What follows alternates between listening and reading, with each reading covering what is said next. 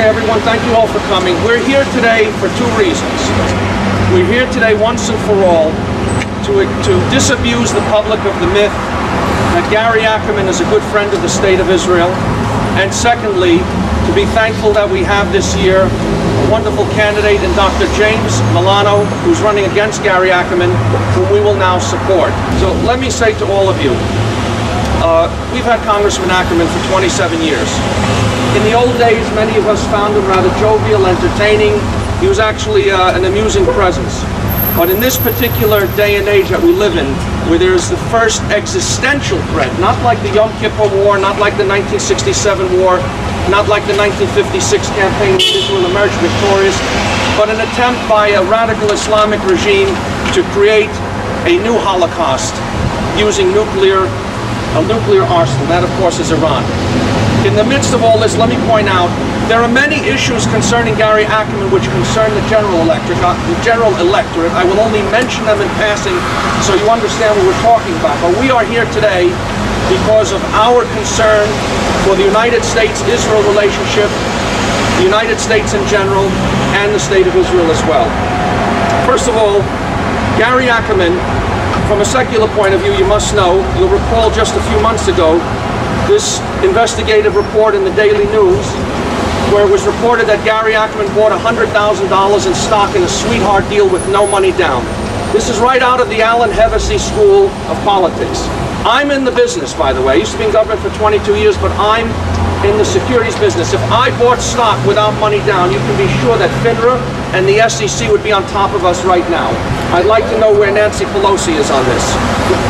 Secondly, let's be aware that recently, when Judge Goldstone of South Africa committed a diplomatic atrocity against the Jewish state, and all of us were outraged, it was the same point in time when the Obama White House was mistreating our ally, the State of Israel, and the most horrible mistreatment of a prime minister of any country, let alone Israel, including our enemies, ever afforded, was doled out to Bibi Netanyahu at the White House last spring. Now, this was the same time that Congressman Ackerman issued a letter to the Board of Jewish Deputies of South Africa, the equivalent of the Conference of Presidents here in the United States, where he damned them for encouraging Judge Goldstone's son to disinvite Judge Goldstone from the grandson's bar mitzvah. There's only one problem. There are several problems. One, it never happened. Number two, he had no business getting involved in the affairs of a beleaguered Jewish community in South Africa. You can imagine that they don't have it easy over there. That's why so much of our South African Jews are moving to places like Greybank, including Anthony Berkowitz and others who's joined us today. But he had nothing to say about the mistreatment of our ally, the breach in the United States-Israel relationship. He was only interested in interfering in the affairs of the South African Jewish community. For years, we've seen Gary go around, joke about his weight loss.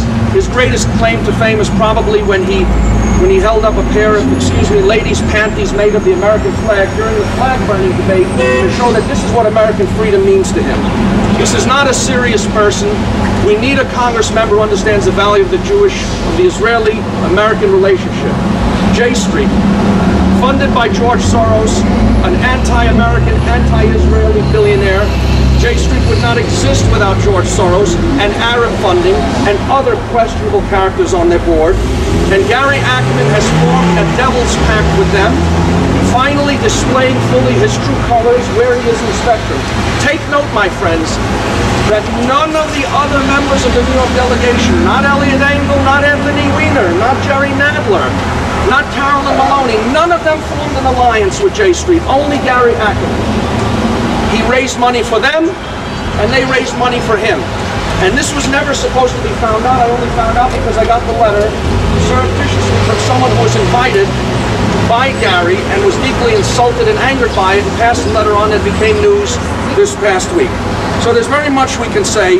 The bottom line, I'll close with this and introduce Dr. Milano, and that is, this past week, at a debate sponsored by the New York League of Women Voters, Gary Ackerman said, and I quote, "I am proud to be an Obama Democrat." And according to one of our attendees who was there, he said this almost in the same breath that he said he was a capitalist. He is proud of the health care bill, and he has no remorse about anything he has done. It is time once and for all for this community, for the 5th Congressional District, to have a serious representative in Congress and not someone who is a clown. I'm pleased to introduce our candidate for Congress. It's time for a change. A respected physician at St. Francis Hospital, Dr. James Milano.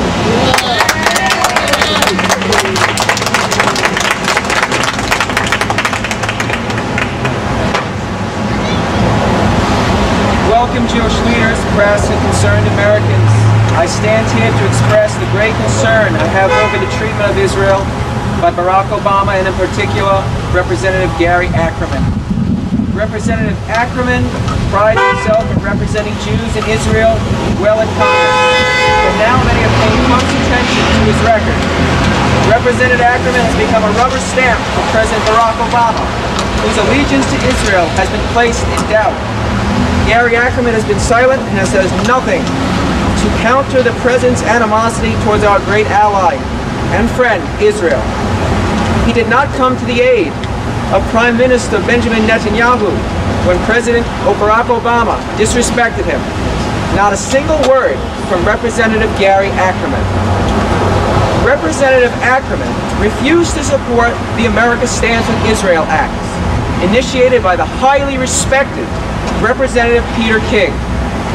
The America Stands with Israel Act asks that we withdraw the U.S. from the UN Human Rights Commission and defund our participation in that body that has been overwhelmingly anti-Israel. The Obama-Ackerman administration is the first ever administration that has agreed to be part of this anti-Israel body. In addition, Representative Gary Ackerman proudly supports the building of the mosque at Ground Zero, overlooking the feelings of 9/11 victims and refusing to investigate the questionable ties of Imam Rauf to terrorist organizations. Gary Ackerman cares little about the feelings of those in our district affected by the terrorist events of 9/11. Representative Gary Ackerman would not vote for a resolution on the House of Representatives floor to oppose the Goldstone report, which incorrectly places the burden of war crimes on Israel in the war with Lebanon. Representative Gary Ackerman is endorsed by the radical, pro-Palestinian J Street organization. I am proud to say that I am endorsed by the American Federation for a Safe Israel. And with me in Congress, you will have a representative that stands up for both America and Israel. Thank you all for coming. I understand your concerns with the Israeli-American relationship, and I vow to you here that I will be pro-Israel 100%. My office will be open when we win this victory here on November 2nd, and we'll bring some honesty, integrity, fiscal discipline, and ethics to this seat again. Thank you.